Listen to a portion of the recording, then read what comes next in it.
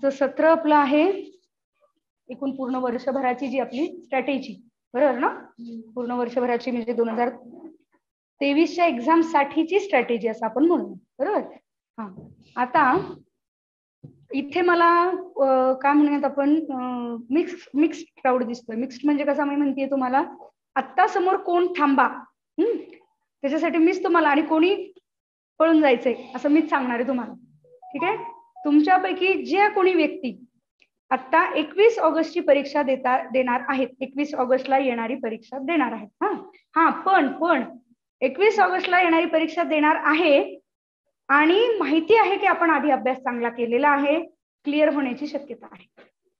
आता तुमच्यापैकी असे काही, म्हणजे उलट म्हणूयात, आता कोणी जा हे सांगण्यापेक्षा मी म्हणेन की कोण थांबा हे सांगते मी सेशन मध्ये. कोणी थांबायचंय? पहिलं की ज्याला माहिती आहे की माझा अभ्यास फारसा नीट झालेला नाही 21चा आणि मी फोकस पुढच्या त्याच्यावर करतोय, देतोय ते 21 ऑगस्ट अटेम्प्ट नाहीयेत ना, त्याच्यामुळे फॉर्म भरलाय तर देतोय बाबा असं आहे, पण पुढचा सगळा जो फोकस आहे तो पुढचा आहे सगळा, अशांनी थांबायचंय. आणि जे सगळे न्यू कमर्स आहेत, म्हणजे काय की 21 ऑगस्टशी त्यांचा संबंध नाही. आपण कशाबद्दल बोलतोय? 21 ऑगस्ट म्हणजे पूर्व परीक्षा होणारे या वर्षीची MPSC ची पूर्व परीक्षा 21 ऑगस्टला. जे ती फोकस करतायत असे जेवढे कोणी इथे असतील आपल्यातले, मी त्यांना सांगणार आहे की आता फक्त आणि फक्त तुमचा फोकस कशावर पाहिजे? 21 ऑगस्ट. म्हणजे बऱ्यापैकी जण मला माहिती आहेत आपल्यातले काही जण की जे घाबरतायत जरा, नवीन पद्धती बदलली, आता ऑप्शनलचा अभ्यास होईल का, आता रायटिंग इतके दिवस अभ्यास केला तो सगळा आपण कशाचा केलाय? ऑब्जेक्टिव्ह स्वरूपाचा केलाय, तर मग तो अभ्यास होईल का? काही जणांनी तुमच्यापैकी असे बॅचचे विद्यार्थी आहेत की ज्यांनी आधी गेल्या वर्षीच्या बॅचेस केल्यात, आता संपत आल्यात, आणि मग सगळं जे फोकस होतं ते सगळं ऑब्जेक्टिव्हवर होतं ना, अभ्यास, स्ट्रॅटेजी, वर्षभर प्लॅन सगळं काही त्या पद्धतीने केलं, आणि मग आता खरंच होईल का इथून पुढच्या, म्हणून पॅनिक होतोय. म्हणून आपण ही सगळी आत्ताची पण सत्र करतोय. मी पुन्हा एकदा जे मी पहिल्या सत्रात सांगितलं होतं सिलेबस बदलल्या किंवा काय परीक्षा पद्धती बदलल्यानंतर, तेव्हाही मी तुम्हाला सांगितलं होतं सगळ्यात पहिला मुद्दा काय होता? जर तुम्ही 21 ऑगस्ट मनापासून अभ्यास करून देत असाल आणि तुम्हाला खात्री आहे की बऱ्यापैकी अभ्यास झालेला आहे, तर there is no life beyond prelims. तुम्ही फक्त आणि फक्त प्रिलिम्सचा अभ्यास करायचा. ठीक आहे? बस एवढं आत्ता सांगितलं एवढंच. आणि आता उरलेले आहेत हे मी सगळं असं गृहीत धरते की हे सगळे काय आहेत? पुढच्या वर्षीच्या अभ्यासाच्या तयारीसाठीची असलेली लोक इथे आहेत असं गृहीत धरते. ठीक आहे? मग सुरू करूयात आपण. तर बघा, मुळात हा स्ट्रॅटेजी शब्द जो आपण वापरलाय तो म्हणजे काय असतो रे? स्ट्रॅटेजी, वर्षभराची स्ट्रॅटेजी म्हणजे काय? खरं म्हणजे की तुम्ही अभ्यास करताना अगदी परीक्षा पद्धती काय आहे तिथपासून समजून घेण्यापासून, म्हणजे प्रिलिम्स, मेन्स, इंटरव्ह्यू इथपासून समजून घेण्यापासून ते किती मार्कांना हे समजून घेण्यापासून, तुमचा सिलेबस काय, तुमचा क्वेश्चन पेपर कशा पद्धतीचे असणार आहेत, प्रिव्हियस इयर क्वेश्चन पेपर असतील तर ते कशा पद्धतीचे असणार आहेत, बुक लिस्ट काय असावी लागणार आहे, रिसोर्सेस काय वापरायचे आहेत आपल्याला, आपल्या स्वतःचा स्ट्रॉंग सब्जेक्ट काय आहे, वीक सब्जेक्ट काय हे शोधून स्ट्रॉंगला अति स्ट्रॉंग करण्यासाठीची असणारी गोष्टी वीकला ऍव्हरेजवर आणून ठेवण्यासाठीच्या आपल्या काही आपल्याला ठरवायचंय. थोडक्यात काय म्हणतो आपण? आपल्याला निर्णय घ्यायचे. आपल्याला छोट्या गोष्टीपासून मोठ्या गोष्टींचे निर्णय घ्यायचे. ते निर्णय घेण्यासाठीची असलेली इन्फॉर्मेशन, ते निर्णय घेण्यासाठीचं असलेलं अनालिसिस, ह्या दोन गोष्टी, आणि त्याच्याप्रमाणे ऍक्च्युअल तुम्ही निर्णय घेतलाय कशाचा? ओव्हरऑल वर्षभराचं प्लॅनिंग. त्या प्लॅनिंग मध्ये सुरुवातीला तुम्ही पॉलिटी करताय का ज्योग्राफी करताय? करताना तुम्ही पॉलिटी नुसतं वाचताय का त्याच्यावरची प्रश्न लिहिताय? ते प्रश्न लिहिताना तुम्ही ते तपासून घेताय का नुसतेच स्वतःजवळ ठेवताय? केस स्टडीज काही वेगळ्या काढताय का? न्यूजपेपरवरती भर देताय का? ते वाचताना कशा पद्धतीने वाचताय? हे सगळं म्हणजे काय असतं बेसिकली? हे म्हणजे स्ट्रॅटेजी. ठीक आहे? थोडक्यात असे तुमचे प्रत्येक विषयाचे स्वतंत्र सत्र होतातच.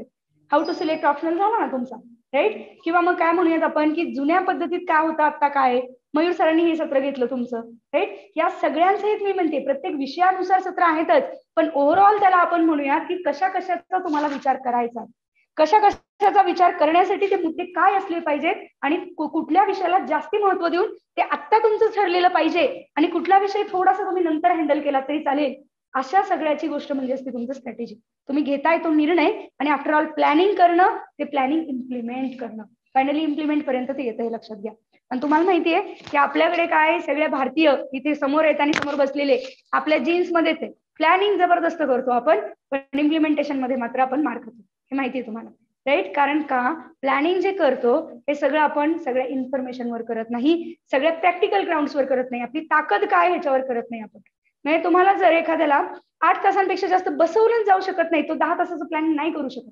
त्याने एक मग 6.5-7 तासांचं प्लॅनिंग करावं, ज्याला 8 तासापेक्षा जास्त बसणं शक्य नाही. सो एक म्हणजे स्वतःचे पण जे काही पॉझिटिव्ह असतील, निगेटिव्ह असतील, हे पण फाइंड आउट करणं.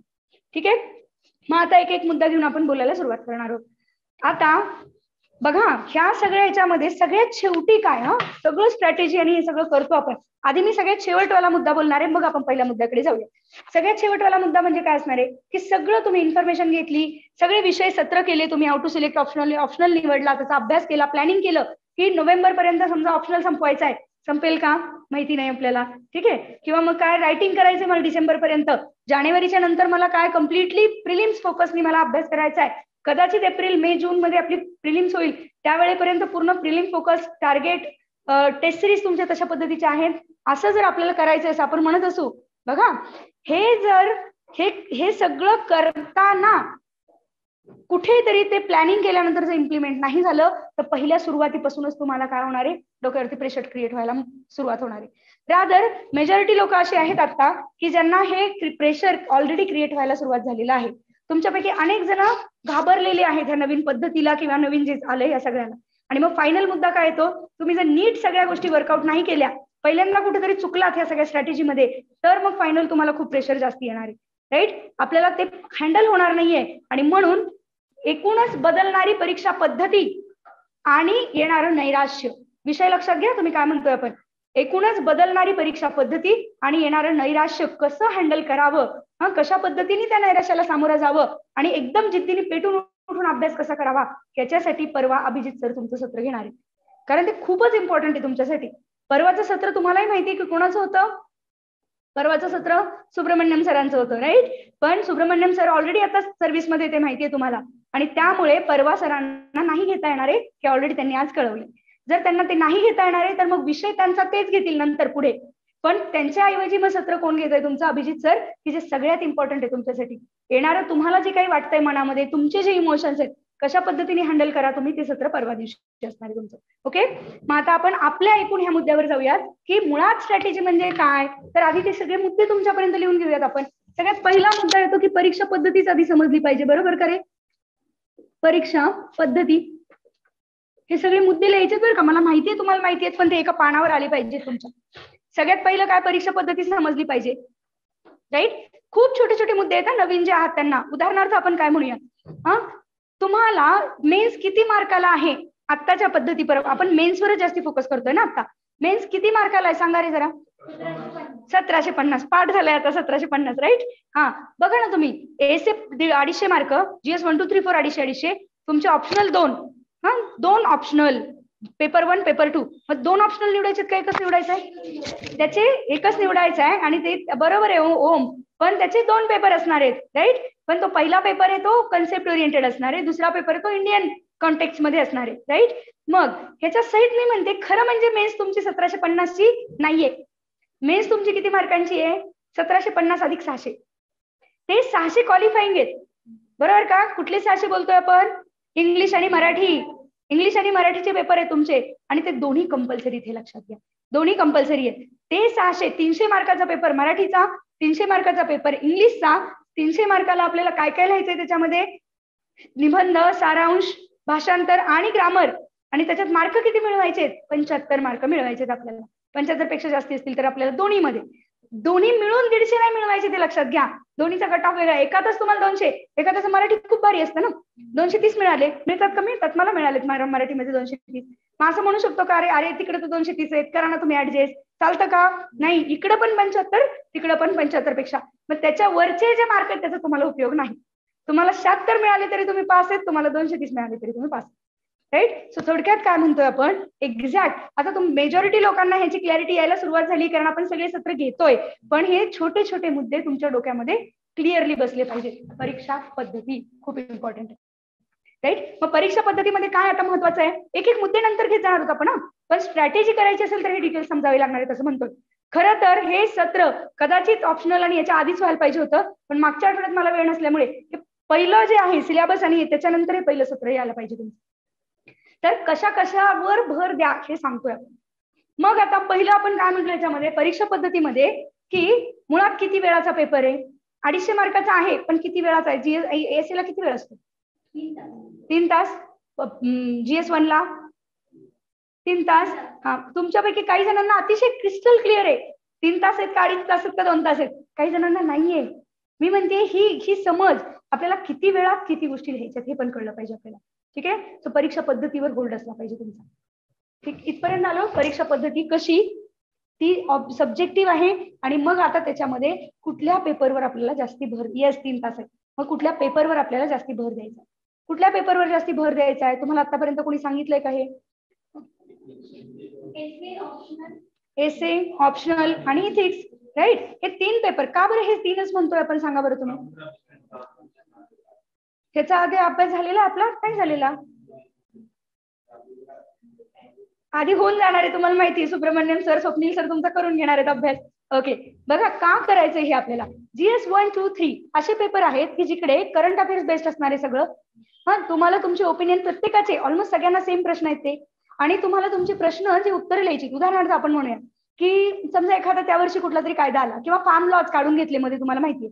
तर फार्म लॉज जे होते त्याचे डिटेल्स आणि ते का काढून घेतले सगळ्यांना माहितीये की का काढून घेतले. ऑलमोस्ट वर खाली थोडेफार होतील मुद्दे पण ऑलमोस्ट सेम येणार आहेत तुमचे. सो GS 1, 2, 3 जे असणार आहेत हे ऑलमोस्ट सगळ्यांसाठी इक्वल लेवलला असणार आहे.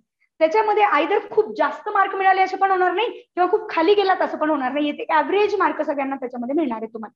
कशात? GS 1, 2, 3 आपण म्हणतो, कारण GS हा सगळ्यांसाठीचा सेम मुद्दा असू शकतो. चौथा पेपर जो आपण म्हणतोय इथिक्स, याच्यामध्ये असं काही थेट तुमच्या हाताशी त्याला म्हणूयात आपण की हे असा प्रश्न असेल तर हे उत्तर लिहा. हा, विंड फॉर्मेशन असेल तर ही 4 मुद्दे पाहिजेत. विंड फॉर्मेशन असेल तर काय 4 तुमचं प्रेशर ग्रेडियंट फोर्स त्याच्यामुळे निर्माण होतं, कोरेलिस फोर्स त्याच्यामुळे दिशा बदलते, असं जे 4 सगळ्यांना सेमच उत्तर असावं लागेल ना. वारे काय तुम एक भावनाला प्रश्न विचारला तर वेगळे असतील किंवा काय तुझं नाव सांग, प्रथमेशला प्रश्न वेगळा विचारला तर वेगळे असतील असं नाही ना. वारे सेम आहेत दोघांसाठी. पण इथिक्स मधली केस स्टडी दिली तर तुमचं प्रत्येकाचं ओपिनियन वेगळं असणार आहे त्याच्यामध्ये. सो इथिक्स मध्ये भावनाचं उत्तर वेगळं असेल, प्रथमेशचं उत्तर वेगळं असेल, आणि म्हणून तिथे जी डिफरन्स जो क्रिएट होतो तो मोठा असतो तिथे, आणि म्हणून तुम्हाला अभ्यास त्याचा जास्ती करावा लागतो आणि एका ऍव्हरेज पेक्षा जास्ती मार्क मिळवणं तिथं गरजेचं असतं तुम्हाला. ठीक आहे. सेम एसे काय रे, निबंध काय सेम आहे. सो एसे मध्ये पण तुमची विचार, समजा एखाद्याला एसे लिहिताना एसे मध्ये 2 असणार आहेत, शक्यतो 2, शक्यतो अजून आलं नाही पण शक्यतो 2 असणार आहे. एसेचा पहिला पार्ट काय असणार आहे तुमचा, जो फिलॉसॉफिकल आहे. हा, फिलॉसॉफिकल आहे असं म्हणूयात आपण. हा, दुसरा काय असणार आहे की जो डायरेक्ट GS ओरिएंटेशन आहे. हा, महिलांच्या समस्या याच्यावरतीच एसे आला, किंवा काय इकॉनॉमीचाच एखादा विषय देऊन तुम्हाला एसे आला, हे कशात सेकंड मध्ये असणार आहे. समजा तुम्ही खूप जास्त करंट ओरिएंटेड आहात, तुम्हाला ते छान समजतंय, तुम्हाला ती लिहिता येते, तर दुसरा पार्ट तुम्हाला चांगला जमणार आहे. पण पहिला पार्ट तुम्ही कशी, तुमची अपब्रिंगिंग कशी आहे, तुमची विचारसरणी कशी आहे, आतापर्यंत विचार करून लिहिताय का उगीच पाठांतर करत चाललाय, याच्यानुसार तुम्हाला पहिला पेपर लिहिता येणार आहे की नाही ठरणार आहे. बरोबर आहे. त्यामुळे मग त्याचं स्पेसिफिक प्रिपरेशन हे वेगळं करावं लागणार आहे, कारण तिथे विकनेस पण जास्त आहेत तुमचे. जर एखाद्याला लिहिता येत नसेल, नीट लिहिता येत नसेल आणि प्रॅक्टिस नसेल, तर इथिक्स मध्ये पण मार्क खाणार आहे. का म्हंटलो आपण, कारण तिथे नीट तुम्हाला विचार करून लिहायचंय. इकडे GS 1, 2, 3 मध्ये काय रे, सरळ सरळ तुमचे मुद्दे आहेत ना, प्रश्न विचारला त्याचे मुद्दे सरळ 1, 2, 3, 4 1, 2, 3, 4 असं तुम्हाला पॉईंट मध्ये लिहायचंय. कशा? GS 1, 2, 3 मध्ये. त्याच्यामध्ये सोपं आहे, पण इथिक्स लिहायला अवघड आहे असं म्हणतो आपण. सेम एसे लिहायला अवघड आहे. सो हे दोन्ही विषय असे आहेत की लिहायला अवघड आहे, आणि म्हणून ते आणलं तर डायरेक्ट ड्रास्टिक डाऊन आणणार आहे तुम्हाला, म्हणून इम्पॉर्टंट आहे असं सांगतो आपण. GS 1, 2, 3 मध्ये फार वर नाही नेलं तर फार खाली पण आणणार नाही, पण हे पेपर तुम्हाला डायरेक्टली आउट पण करू शकतात. कशातनं? डायरेक्ट रेस मधनच तुम्ही बाहेर जाऊ शकता. म्हणून हे 2 फोकस करायचे आपल्याला. तिसरा मुद्दा की याच्यात ऑप्शनल येतो. ऑप्शनलचा विषय उलट्या अँगलनी मी म्हणते बरं का. बघा आपण काय म्हंटलो की कशावर, परीक्षा पद्धती समजून घेतोय आपण, की कशावर आपल्याला फोकस करायचा आहे. यात आपण म्हंटलो पॉझिटिव्ह अँगलनी कशावरती, इथिक्स वरती, सॉरी निगेटिव्ह अँगलनी म्हणतोय आपण, इथिक्स वरती आणि एसे वरती. निगेटिव्ह कसा रे, की ह्याच्यामध्ये डायरेक्ट एसे नाही समजलं, तुम्ही प्रॅक्टिस नाही केली एसे लिहायची आणि तशा पद्धतीने विचारसरणी आतापासून नसेल तुमची, तर एसे मध्ये 250 पैकी डायरेक्ट तुम्हाला काय 76 मार्क मिळाले, 75 मार्क मिळाले, असं जर झालं तर तुम्ही डायरेक्ट आउट ऑफ रेस जाऊ शकता. ते करायचं नाही आपल्याला, एका ऍव्हरेजच्या वरती राहायचंय, म्हणून करतोय आपण. ऑप्शनल उलट मी म्हणतेय, ऑप्शनलचा अभ्यास तुम्ही जेवढा नीट करणार आहात तेवढे मार्क जास्ती वाढणार. पॉझिटिव्ह अँगलनी बघतोय ऑप्शनलकडे आपण. सो एखाद्याला ऑप्शनल मध्ये 250 मार्क मिळणं, ऍव्हरेज पेक्षा जास्ती मार्क मिळणं हे ऑप्शनल मध्ये सहज शक्य आहे, लक्षात घ्या. सो 220 ते 250 एवढे मार्क सगळ्यांना मिळणार, राईट. पण जर तुम्हाला 310 मिळाले तर तुम्ही 60 मार्काचं लीड घेताय, लक्षात घ्या. कळलं? सो एसे आणि इथिक्स निगेटिव्हनी खाली आला नाही पाहिजे, आणि ऑप्शनल डायरेक्ट 60 मार्काचं लीड घेता आलं पाहिजे. ह्या दोन्ही अँगलनी हे विषय तुमच्यासाठी महत्वाचे असणार आहेत. ह्याला काय म्हणतोय आपण, परीक्षा पद्धती समजून घेणं म्हणतोय. डिमांड काय, त्या एक्झामची डिमांड काय, एक्झामची डिमांड काय, लिहिणं ही एक्झामची डिमांड आहे, राईट. लिहिताना त्याला सबस्टॅन्शिएट उत्तरं, चांगली उत्तरं कशी लिहावीत, होणार आहे उद्या परवामध्ये तुमचं, तर चांगली उत्तरं कशी लिहावी त्याला पुन्हा काय सबस्टॅन्शिएट करायचंय. म्हणजे तुम्हाला उत्तर लिहिताना कशा पद्धतीची असावी, तर त्याच्यासाठी तुम्हाला काय काय रिक्वायरमेंट लागणार आहे, तुम्ही केस स्टडीज वापरणार आहात का करंट इव्हेंटच्या माध्यमातून याचा अभ्यास करणार आहात, ठीक आहे. हे सगळं नोट्स कशा काढायच्या आहेत, हे सगळं जे आपण म्हणतोय हे बेसिकली काय, परीक्षेची डिमांड काय हे समजून घेतोय आपण, हळूहळू हळूहळू समजून घेतोय. काही ठिकाणी ओव्हरलॅपिंग होणार आहे हे लक्षात घ्या. उदाहरणार्थ की स्ट्रॅटेजी मधलेच मुद्दे काही वेळेला तुमच्या how to write good answer मध्ये येणार आहेत, तेच मुद्दे काही वेळेला तुमचे की नैराश्य कसं हँडल करावं याच्यामध्ये येणार आहेत. सो काही ठिकाणी ते काय म्हणूया सुरुवातीच्या काळामध्ये इंट्रोडक्टरी सेशन्स मध्ये काही रिपीट होणार आहे. पण ओव्हरऑल स्ट्रॅटेजी पुढच्या वर्षभराची जर आपल्याला करायची आहे तर आपल्याला काय मुद्दे पाहिजे माहित पाहिजेत हे आधी मी लिहून देते.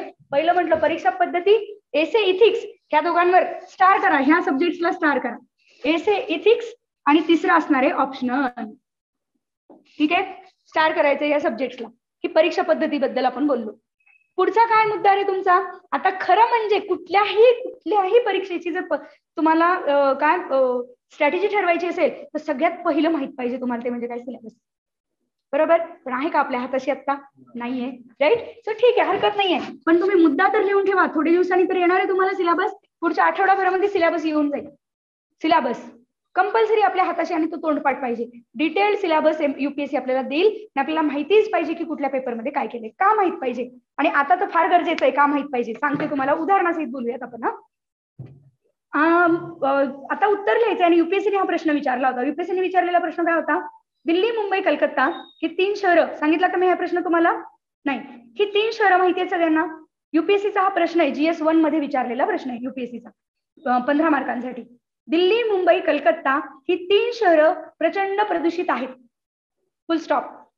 हे युपीएससीने मान्यच केलंय की प्रचंड प्रदूषित आहेत, फुल स्टॉप. त्याच्या पुढे काय म्हटलंय, तरी ह्या तिघांच्या तुलनेत दिल्ली ही जास्तच प्रदूषित झालेली आहे.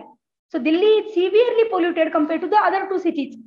पुढे म्हटलंय व्हाय, का, ठीक आहे. बघा माझं असं मत आहे की युपीएससीच्या तुलनेमध्ये प्रश्न सोपे असणार आहे तिकडचे, एमपीएससीचे प्रश्न खरंच सोपे असणार आहे. की सरळ सरळ टेम्परेचर इन्व्हर्जन म्हणजे काय, तापमान विपरीतता म्हणजे काय माहितीच आहे, धाड धाड धाड धाड लिहून.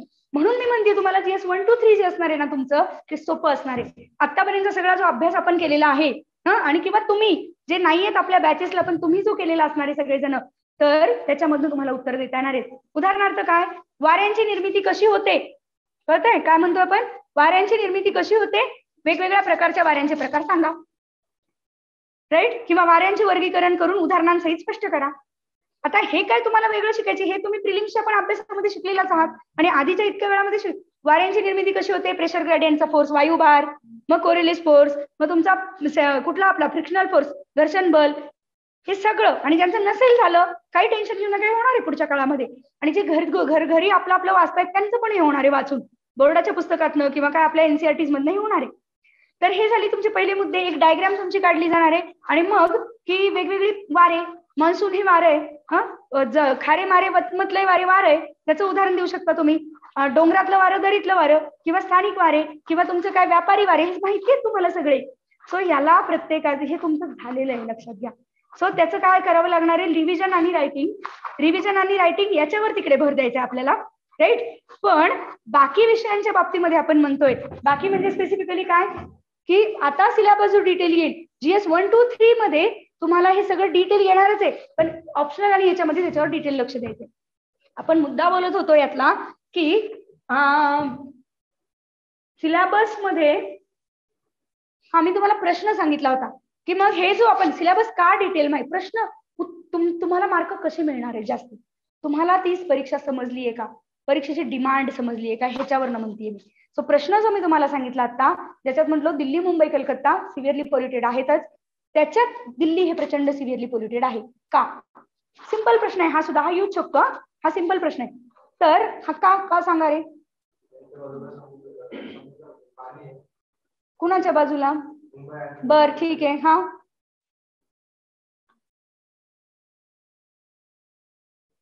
इकडे सांगताय का रे उत्तर, yes yes Gauravi, yes Gauravi.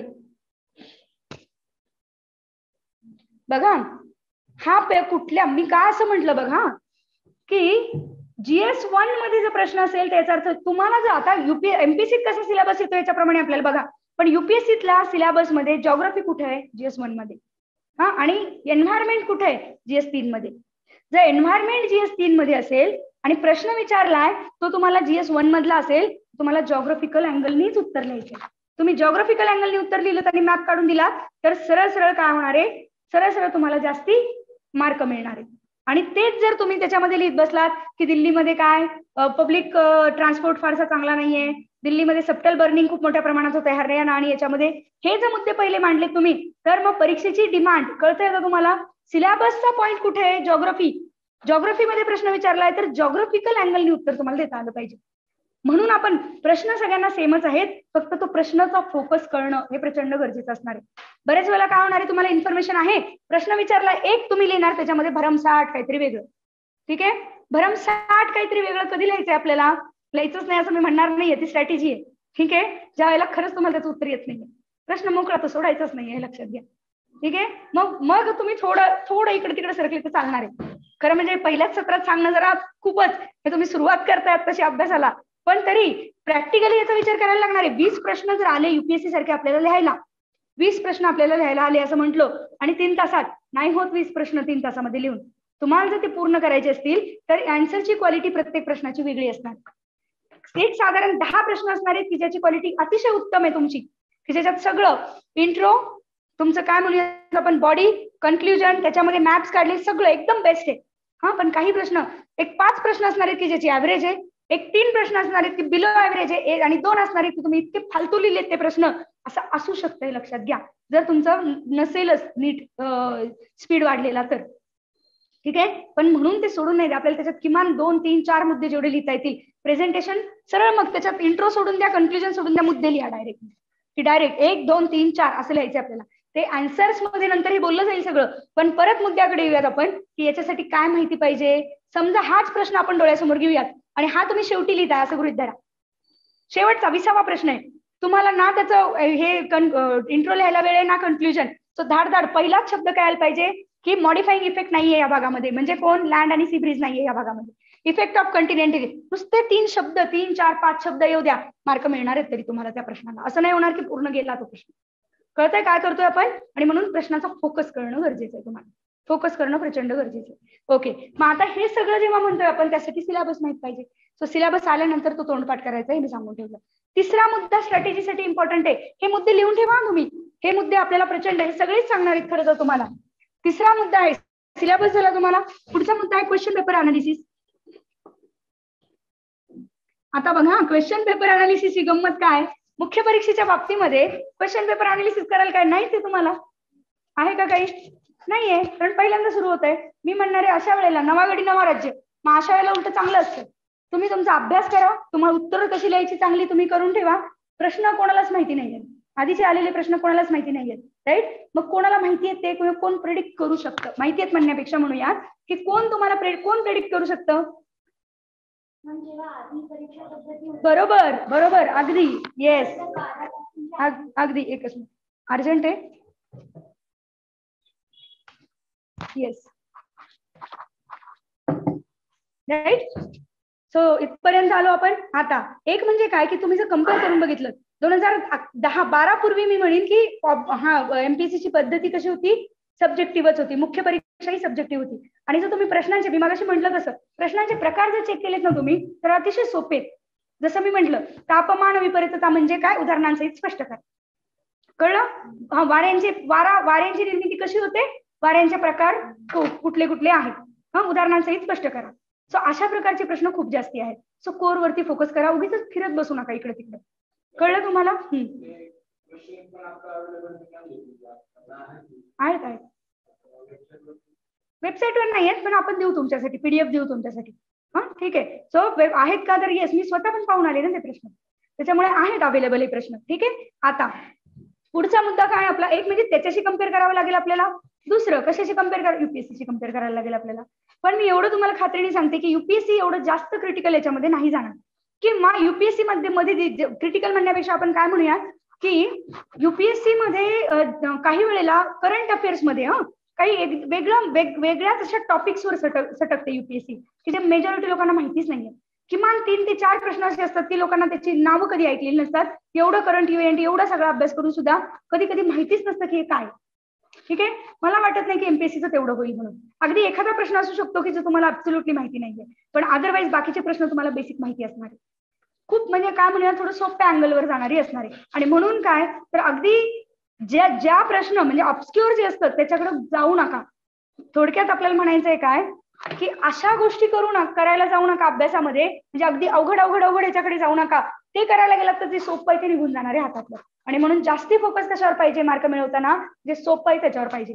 So एकतर हे GS 1 2 3 तुमचं ऑलरेडी झालंय, त्याच्या रायटिंग मध्ये उतरायचंय तुम्हाला.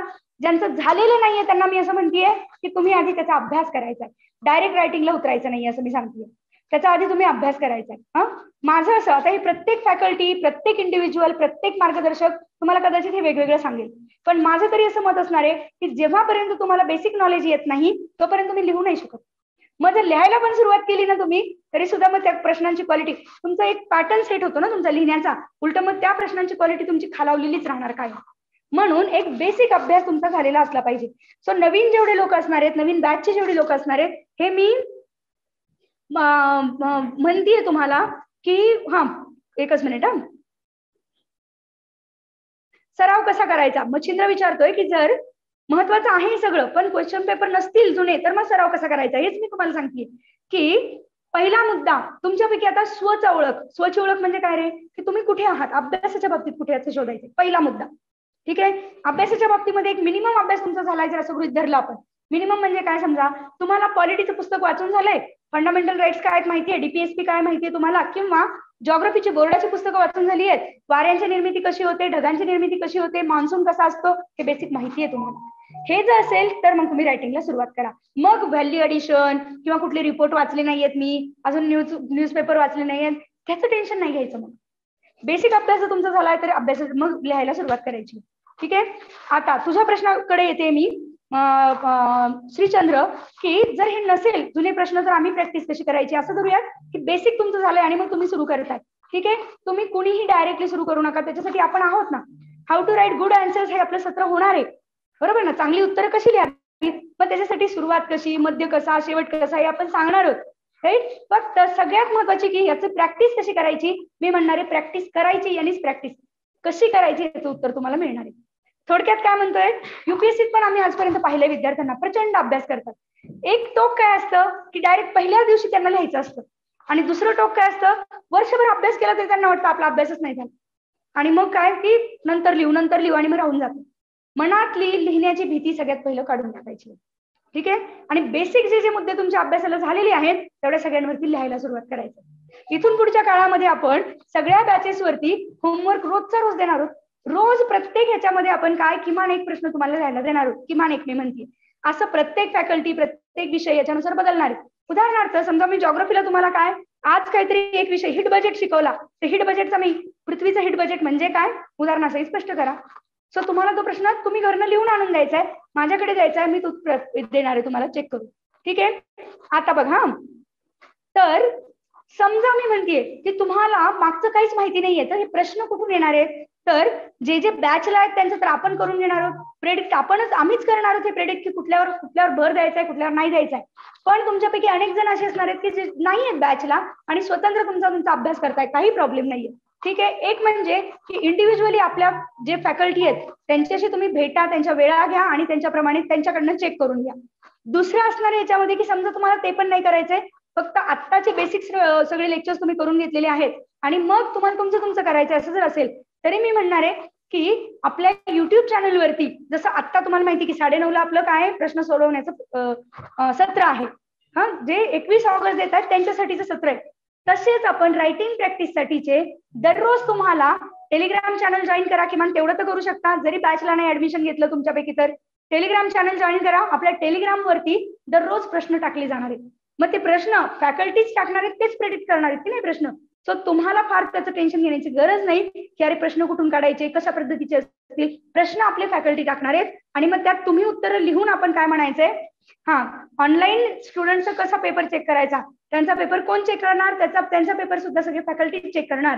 फॉर एक्झाम्पल मी म्हणतेय की पुढच्या काळामध्ये आपण, तुम्हाला मी सांगितलं जे बॅचचे विद्यार्थी त्यांच्याबद्दल मी सांगते की तुम्हाला बेस्ट ऑफ द मंथची संकल्पना मी परवा सांगितली बघा वर्गावर येऊन, बरोबर ना, अगदी थोडक्यात मी सांगितली. बेस्ट ऑफ द मंथ मध्ये जेवढे निघतील म्हणजे तुमचा परफॉर्मन्स ज्यांचा चांगला आहे हा, पेपर तर जर समजा इथं पेपर घेतले आपण आणि तुम्ही आम्हाला लिहून दिले तर ते तर सगळे चेक होणारच आहेत तुमचे, पण बेस्ट ऑफ द मंथ मध्ये जे काही 5-10 लोक असणार आहेत त्यांचे पेपर सर चेक करणार, म्हणजे त्यातले पण स्पेसिफिकली एसे आणि इथिक्स. ठीक आहे. आता ह्यात पण काय असतं विद्यार्थ्यांचं, जी मनात भीती असते ना खूप जास्त, अनेक विद्यार्थ्यांची असते, मला पण वाटायचं खूप वेळेला की अरे सर चेक करणार आहेत म्हणून नको, त्यापेक्षा मी बेस्ट ऑफ द मंथ मध्येच नको, बरोबर असं वाटतं ना आपल्याला. मी म्हणणारी सगळी मनातली भीती, आत्ता इथे घाबरला तुम्ही, पूर्ण घाबरला हे लक्षात ठेवा. तुमची जी काही लायकी काढायची आहे सरांना ती त्या पेपरवर काढू देत, त्यातनं तुम्ही शिका आणि फायनल पेपरला जबरदस्त मार्क घ्या. शेवटी ते सरच एक्झॅक्ट सांगू शकणार आहे तुम्हाला की एसेत काय वापरायचे, सुरुवातीला हे चुकलं, इथे हे बरोबर आहे, इथे ही सुरुवात पाहिजे होती, इथे शेवट. सगळ्यात बेस्ट पेपर कोण चेक करू शकतं, एसेचा. असं एसेचा चेक करणारा भारतात दुसरं कोणी नाही हे लक्षात घ्या, धर्माधिकारी सर. सो तुम्ही जर त्या परफॉर्मन्स दाखवून दिला तर बेसिक तर आपण आधी सांगणारच होत की अगं हे हे अशा पद्धतीने झालं पाहिजे, तर बेसिक एक तुमचं एसेचं मॉड्यूल होईल आणि त्याच्यात तुम्हाला कळणारच आहे, पण मग सरांकडे ते पेपर जातील तुमचे. ठीक आहे. सो मुद्दा काय पुन्हा इथे येतोय ह्या सगळ्याचा, असं म्हणतो या सगळ्यात मधला बेसिक मुद्दा काय म्हणतो आपण, क्वेश्चन पेपर अनालिसिस हे महत्वाचं असतंच, बरोबर आहे, पण मी इथे सांगून ठेवते की तसं नाहीये आता तुमच्याकडे. नाहीये तर मग तुम्ही काय, तर फॅकल्टींवर डिपेंड राहा. तुम्ही चाणक्यचे विद्यार्थी आहात किंवा नाहीत त्याचा संबंध नाही. कसे फॅकल्टीवर डिपेंड राहा, बॅच मध्ये आहात ते डायरेक्ट जोडलेले आहेत, जे बॅच मध्ये ऑनलाईन आहेत ते सुद्धा डायरेक्ट, तुम्ही डायरेक्टली त्याची एक सिस्टीम मी बसवून देते तुमची. आपले जे काही वेबसाईट वरती किंवा तुमच्या क्लास प्लसच्या ऍप वरती जे आहे त्याच्यावरून तुम्हाला ते मिळतील ऑनलाईनचे जे विद्यार्थी आहेत, तुम्ही त्याची प्रिंटआउट काढायची, आता ते कष्ट तुम्हाला घ्यायला लागतील, त्याची प्रिंटआउट काढायची आणि त्याची प्रिंटआउट काढून ती उत्तरं लिहायची, स्कॅन करायची कॉपी आणि परत पाठवून द्यायची आपल्याला. ठीक आहे. ती सिस्टीम पण मी तुम्हाला बसवून देईन पुढच्या काळामध्ये. हे ऑनलाईन ऑफलाईन दोन्हीच्या विद्यार्थ्यांसाठी, जे विद्यार्थी नाहीत त्यांच्यासाठी मी सांगतेय की टेलिग्राम चॅनलवरती आपल्या हे सगळे ऍक्टिव्हिटी चालणार आहेत, त्याच्यामुळे तिथे तुम्ही पार्टिसिपेट डेफिनेटली होऊ शकता. ओके. आता हा फक्त आन्सर रायटिंगचा कोर्स आहे का एसके विचारतोय मला, फक्त आन्सर रायटिंग. येस, फक्त आन्सर रायटिंगचा सुद्धा आपले 2 वेळेला आपण घेणार आहोत. पहिला असणार आहे की जो ज्यांनी ऑलरेडी अभ्यास केलेला आहे असं म्हणूयात की बेसिक झाले आणि लिहायला सुरुवात करणार आहेत, असा आन्सर रायटिंगचा कोर्स आपला 15 सप्टेंबरच्या आसपास सुरू होणार आहे. फक्त आन्सर रायटिंग, हे बॅच पेक्षा वेगळं सांगते बरं का मी, फक्त आन्सर रायटिंग. आणि ज्यांनी स्वतः असे आन्सर रायटिंग करून जबरदस्त उत्तरं लिहिली आहेत असे आयदर युपीएससीतनं सिलेक्ट झालेले आणि नाही तर मग ज्यांचा तो अनुभव आहे युपीएससी एमपीएससी दोन्हींचा सुद्धा. उदाहरणार्थ मी स्वतः त्या आन्सर रायटिंगच्या याच्यामध्ये तुमचे घेणार आहे आणि तशी 30 सत्रांची बॅच होणार आहे तुमची, क्लिअर कट 30 सत्रांची बॅच. ती बॅच पुढच्या आठवड्यामध्ये मी आतापासून ती लॉन्च करून ठेवणार आहोत आपण, म्हणजे तुम्हाला माहिती असेल की अशी बॅच होणार आहे, आपल्याला घाबरायचं काही कारण नाही. ठीक आहे. कशी असणार आहे ही बॅच सुद्धा तुमची, की आता बघा तुम्ही काय, आपण जे बोलतोय हे सगळं स्ट्रॅटेजीच आहे. थोडक्यात काय करतोय की तुम्हाला माहिती जर असेल की सप्टेंबर महिन्यामध्ये अशी बॅच होणार आहे, तुम्ही इकडे एकीकडे काय करणार, आतापासून बेसिक अभ्यास करायला सुरुवात करणार आणि सप्टेंबर मध्ये जी बॅच होणार आहे त्याच्यामध्ये एक साधारण 2 तासाचं सत्र असणार आहे, त्याच्यामध्ये 1 तास तुम्हाला लिहायला दिला जाणार आहे, 5 किंवा 7, आणि ते हळूहळू करणार आहोत. पहिल्या दिवशी 2च प्रश्न दिले तुम्हाला, दुसऱ्या दिवशी 3 दिले, तिसऱ्या दिवशी 5 दिले. सो 5 प्रश्न तुम्हाला लिहायला दिले. 5 प्रश्न तुम्हाला, समजा तुझं नाव सांग मला, ज्योती. समजा ज्योतीने पहिल्या दिवशी ते इथे आली, पेपर लिहायला घेतला, असं होऊ शकतं की तिला काहीच सुचलं नाही पहिल्या दिवशी, ऍब्सोल्युटली काहीच सुचलं नाही. प्रश्न माहिती बरं का, काहीतरी त्याचे मुद्दे माहिती आहेत, पण कसे लिहू ते सुचत नाहीये तिला. ठीक आहे. पहिल्या दिवशी काय होईल की तिने नुसतेच तिचे जेवढे कच्चे मुद्दे तेवढे लिहून काढले, पण उत्तर नाही घेता आलं तिला. दुसऱ्या पण सेमच की कच्चे मुद्दे, एखादा प्रश्न असा असेल गुगली की तिला तर माहितीच नाहीये, असं गृहीत धरू आपण, बरोबर. पण याने होणार काय की ते प्रश्न तुम्हाला जेवढा वेळ दिलाय तेवढ्या वेळामध्ये लिहायला, मग इथे आपण घेणार होतो की सेम दिल्ली मुंबई कलकत्ता आपण घेतलं तर मग सुरुवात काय असावी, शब्द, इफेक्ट ऑफ कॉन्टिनेंटॅलिटी नावाचा जो तो मुद्दा यायला लागणार आहे, डायग्राम कशी काढायची आहे ते इथे तुम्हाला एक्सप्लेन केलं जाणार आहे. मग ते एक्सप्लेन करताना तरी तू लिहून घेऊ शकतेस की कसं उत्तर, म्हणजे तुझं आपोआप उत्तर रेडी होतंय त्यावेळेला. आणि मग तशाच एकदा ते मेंदूमध्ये तुमच्या बसायला सुरुवात झाली की सुरुवात कशी, मध्य कसा, कन्क्लुजन कसं, सबस्टेन्शियल, अर्थात हे जेवढे 30 सत्र होतील त्याच्यात डेटा पण खूप मिळणार ना तुम्हाला, त्यातले अनेक प्रश्न रिपीट पण होऊ शकणार तुमचे, रिपीट नाही झाले तर त्यातलाच डेटा दुसरीकडे वापरू शकणार आहात तुम्ही, त्याच्यामुळे आन्सर रायटिंग आपण करून घेणार आहोत. सो ते बॅचच्या पण विद्यार्थी, हा टॉपिक आधी सांगणार ना आपण, त्या वेळेला ती बॅच आपण टॉपिक सांगणार. उदाहरणार्थ पहिले 5 दिवस पॉलिटी घेतलं आपण, मग 5 दिवसांमधल्या पहिल्या दिवशी पॉलिटी मधलं काय तर तुम्ही हे 3 चॅप्टर वाचून या, कळलं. मग दुसऱ्या दिवशी हे 3 चॅप्टर वाचून या, मग हे 3 चॅप्टर. तर असं डिटेल तुम्हाला दिलेलं असणार आहे, लक्षात घ्या. राईट. ज्यांनी 3-4 मंथ्स पासून स्टडी केलाय एमसीक्यू आणि काय केला असेल एमसीक्यू अप्रोचनी, पण आता पॅटर्न चेंज झाल्यामुळे अप्रोच कशी असावी तेच सांगते मी सगळं तुम्हाला आता, की अप्रोच मध्ये काय असावं लागणार आहे. तर सगळ्यात पहिला हा मुद्दा लक्षात घ्या, की पहिलं म्हणजे की विषयाची समज.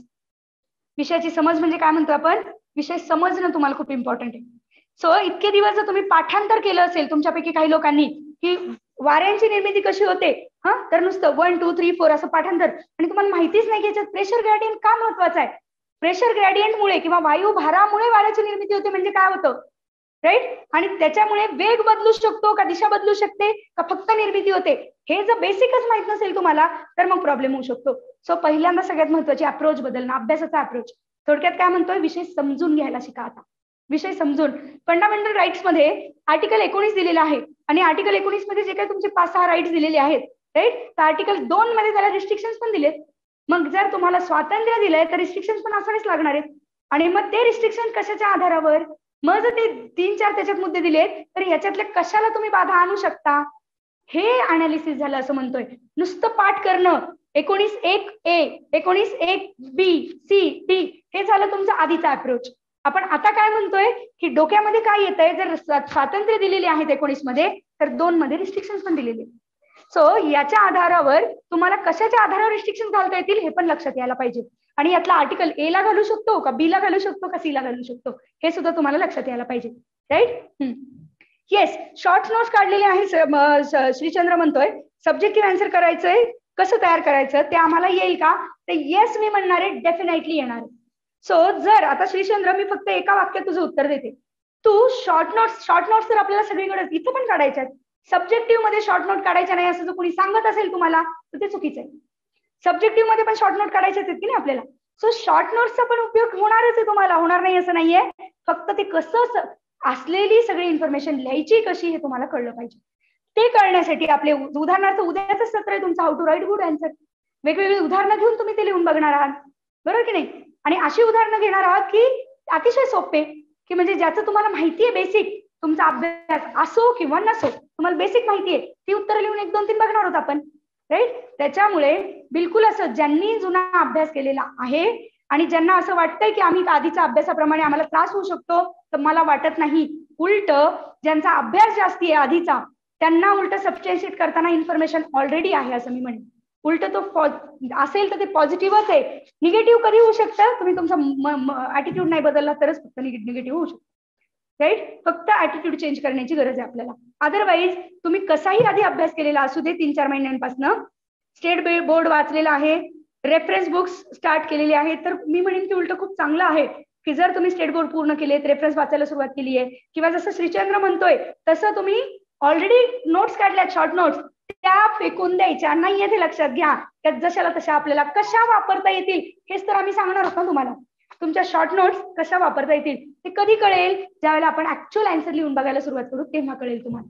आता काय करायचंय, फक्त डोळे झाकून आमच्यावर विश्वास ठेवायचा की काय आपलं काही बिघडणार नाहीये, आपल्याला छान लिहिता येणार आहे. एवढाच आता काय तो विचार करायचा तुम्ही सगळ्यांनी. कळतंय. जर आता सध्या तुमचं स्वतःवर नसेल तर किमान आमच्यावर ठेवा मग विश्वास. ठीक आहे. तरी मी इथे 1 मिनिटासाठी प्रश्न पण 1 मिनिटासाठी बघते इथले. जे इंग्लिश मधून मानसी विचारते की जे इंग्लिश मधून प्रिपरेशन करतायत त्यांच्यासाठी इंग्लिशमध्ये बुक्स आहेत का. येस, डेफिनेटली आहेत. उलट इंग्लिशमध्ये जास्त बुक्स अवेलेबल आहेत.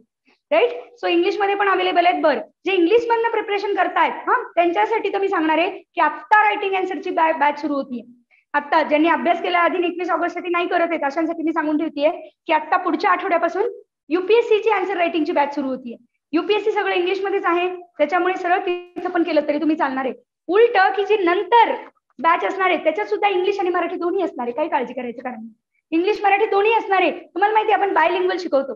राईट. सो मी विंड फॉर्मेशन म्हणते त्यावेळेला मी तुम्ही वाऱ्यांची निर्मिती म्हणतेच की, बरोबर की नाही. सो तुम्हाला असं की मग ज्याला विंड फॉर्मेशन त्यांनी विंड फॉर्मेशन लिहा. सो इंग्लिश मराठी दोन्ही मध्ये असणारे, काही काळजी करायचं कारण नाहीये तेव्हा सुद्धा. ओके. दुसरं की हँड रायटिंग मॅटर करतं का, हँड रायटिंग मॅटर करतं का. मी म्हणणार आहे अगदीच तुमचं की समजतच नाही किड्या मुंग्यांसारखं आहे तर मग प्रॉब्लेम होणार आहे. राईट. पण तुमचं बेसिक समजण्या इतपत आहे हँड रायटिंग तर बिलकुल काही प्रॉब्लेम नाही. हँडरायटिंग मॅटर करत नाही, प्रेझेंटेशन मॅटर करतं, हे लक्षात घ्या. हँडरायटिंग मॅटर करत नाही, प्रेझेंटेशन मॅटर करतं म्हणजे काय रे? तर समजा आपण म्हणूया की तुम्ही उत्तराला सुरुवात करताय आणि उत्तराला सुरुवात करताना सलग लिहित चाललाय असं, त्याला समजतच नाही की पॉईंट कुठे आहे. अक्षर किती सुंदर असू द्या, काही उपयोग नाही त्याचा, बरोबर की नाही. पण इंट्रोडक्शन केली 2 वाक्य तुम्ही आणि मग खालीलपैकी ही कारणं आहेत 1 2 3 4, राईट. इथे कारणं लिहिताना समजा 2-2 शब्दात येणार असतील तर इथे त्याची डायग्राम काढली, चौकोन टाकला, छान चौकोन न टाकता डायग्राम नाही काढायची, कळतंय? छान चौकोन टाकून डायग्राम काढली तुम्ही, आलं लक्षात. प्रेझेंटेशन मॅटर करतं ना की तुमची हँडरायटिंग. ऍब्सोल्युटली हँडरायटिंग वरती जाऊ नका तुम्ही, ठीक आहे. त्याच्यामुळे त्याची काळजी.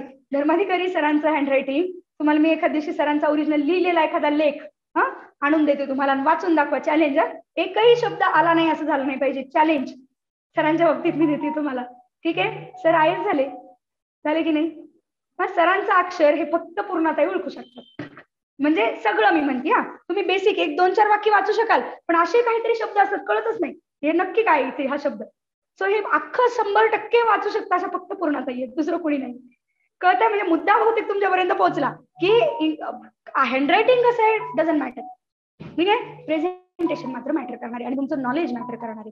तुम्हाला तो विषय कळलाय का, तो विचारलाय प्रश्न 1 आणि तुम्ही उत्तर लिहिताय 3रं, तर ते मॅटर करणार आहे, लक्षात घ्या, ना की हँडरायटिंग मॅटर करणार आहे, ठीक आहे. ओके, आता बरेच प्रश्न येताना दिसत आहेत, जरा 1च मिनिटासाठी मी इथे आणि मग परत इकडे जाणारच आहे मी. जरा 2 मिनिटं मी काय म्हणते तुम्हाला सगळ्यांना जे आता ऑनलाईन मध्ये तुम्ही थोडा वेळ प्रश्न टाकू नका असं मी म्हणते.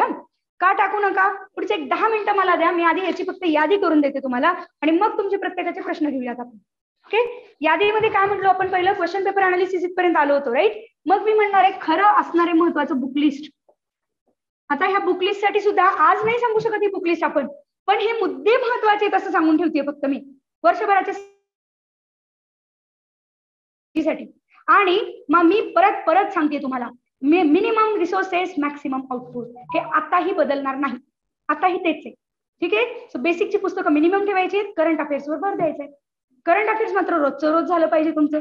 त्याच्यातनं केस स्टडीज काढायच्या आहेत. केस स्टडीज म्हणजे काय असतं रे? उदाहरणार्थ मी म्हणेन तुम्हाला, डिझास्टर मॅनेजमेंट वरती एखादा प्रश्न विचारला तुम्हाला, आपत्ती व्यवस्थापन, तर आपत्ती व्यवस्थापन समजा 2013 मध्ये केदारनाथ झालं.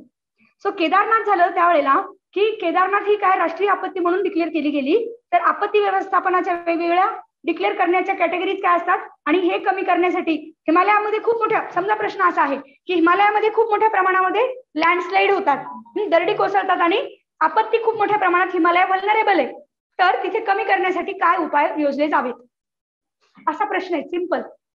तर मग काय येणार तुमचं पहिलं की मुळात हिमालय कशासाठी व्हल्नरेबल आहे ते येणार तुमचं, राईट. मग दुसरं की म्हणजे 2-3 अर्थक्वेक साठी आहे, लँडस्लाइड साठी आहे, मड फ्लो साठी आहे, ॲव्हलांच बर्फाची तड कोसळणे याच्यासाठी आहे. मग खाली काय येणार तुमचं उदाहरण म्हणजे काय यावं लागणार, मग केदारनाथ डिझास्टर यायला लागणार. कधी 17-18 जून 2013 मध्ये केदारनाथ मध्ये मंदाकिनी नदीवरती प्रचंड मोठ्या प्रमाणामध्ये लँडस्लाइड जी आली किंवा काय म्हणूयात ढगफुटी जी झाली, लँडस्लाइड पेक्षा ढगफुटी म्हणूयात आपण, त्यांनी सगळा चिखल खाली ओढून आणला मंदाकिनी नदीमधनं, बरोबर. आणि मग किती 219 गावं वाहून गेली, कळतंय. आता बघा, तुम्ही नुसतं लिहिलं की 2013 मध्ये केदारनाथ मध्ये झालेलं डिझास्टर खूप मोठं होतं आणि त्याच्यामुळे खूप लोकांचे जीव गेले, हे वाक्य बघा तुम्ही. आणि 17 जून 2013 मध्ये झालेलं केदारनाथ डिझास्टर यामुळे मंदाकिनी नदीच्या काठावर असलेले 219 गावं वाहून गेले. तुम्ही मला सांगा कशाला वजन जास्ती आहे की नाही, राईट. तर आता थोडक्यात मी तुम्हाला काय सांगतेय की इथे ही जी केस स्टडी आहे, ही जी मी तुम्हाला सांगितली उदाहरण म्हणजे काय, एक प्रकारची केस स्टडी आहे ही. केस स्टडी म्हणजे काही वेगळं नसतं, लक्षात घ्या. तर ही केस स्टडी आली कुठून, ही इन्फॉर्मेशन माझ्याकडे आली कुठून, पुस्तकात लिहिली का नाही, करंट अफेअर्स मधनं. आता कळलं तुम्हाला किती केस स्टडीज काढायच्या, अशा मी म्हणणार आहे मॅक्सिमम डोक्यावरनं पाणी 50 केस स्टडीज काढायच्या, 50, ठीक आहे. त्याच्यापेक्षा जास्त. आणि म्हणजे याचा अर्थ काय झालं बघा, मेजर 5 विषयांच्या 10 केस स्टडीज झालं, मेजर 5 विषयांच्या 10 केस स्टडीज, आणि ह्याच 10 केस स्टडीज तुम्हाला अख्ख्या पेपरमध्ये रिपीट करून यायचे. कळलं मी काय म्हटले, रिपीट करायच्यात म्हणजे काय. उदाहरणार्थ आता आणखीन एक केस स्टडी मी तुम्हाला इथं सांगते जस्ट जाता. करंट अफेअर्स कसं वाचायचं काय हे डिटेल्स तर आता पुढच्या how to study current affairs आपला स्वप्नील मुंगळे सर हे घेणार आहेत, त्याच्यात हे सांगतीलच डिटेल, पण मी तुम्हाला सांगते की फोकस कशावर करायचंय तुम्हाला. अजून एक केस स्टडी घेऊया त्याच्यातली आपण. मणिपूर आणि हा सगळा जो रिजन आहे म्हणजे कशाबद्दल बोलतोय, नॉर्थ ईस्ट, ईशान्य भारतामध्ये प्रचंड मोठ्या प्रमाणामध्ये रस्ते नाहीच येथे माहिती आहे तुम्हाला, कारण टोपोग्राफी रग्ड टोपोग्राफी आहे या भागातली.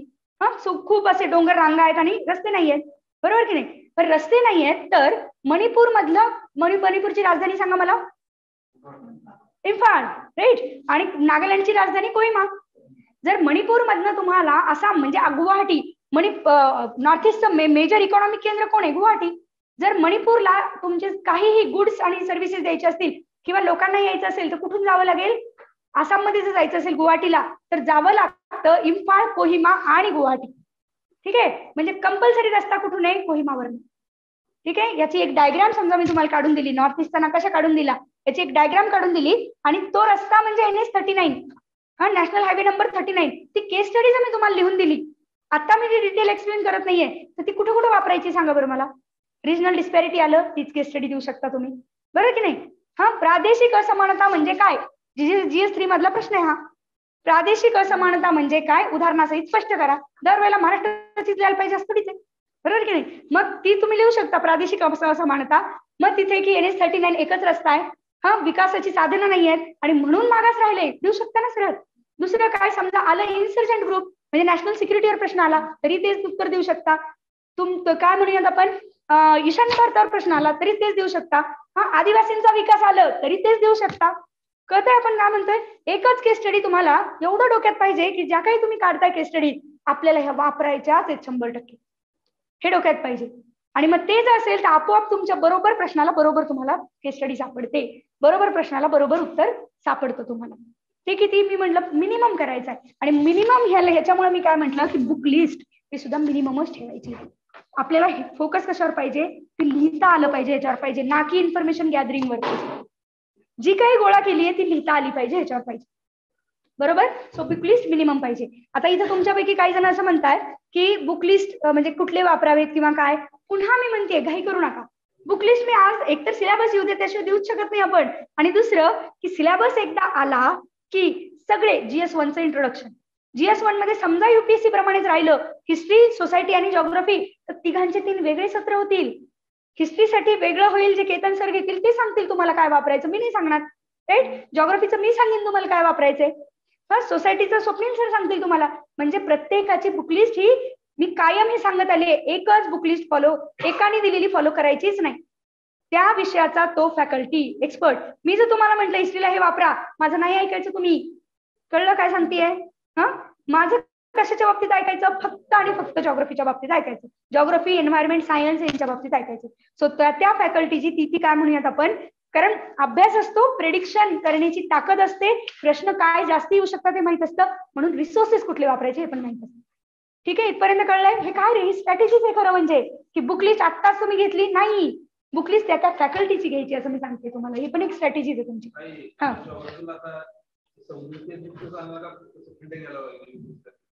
UPSC सारखे खंड घ्यायला पाहिजे, ते ऑप्शनलला तेच राहणार. ठीक आहे, तेच राहणार. आणि एक्स्ट्राची मी देणार तुम्हाला, जे बॅचला आहेत त्यांना मी देणार, अदरवाईज जॉग्राफीची पुस्तकं तीच राहणार. कधी, सिलेबस येऊ द्या. ठीक आहे, सिलेबस जर कसा येतो त्याच्याप्रमाणे ना. रिसोर्सेस जर टाकलं UPSC सारखं मग ते सवदीत नाहीये, मग कदाचित बदलेल, थोडस रिसोर्सेस बदलतील, बरोबर. सो सिलेबस येऊ द्या असं म्हणतोय आपण.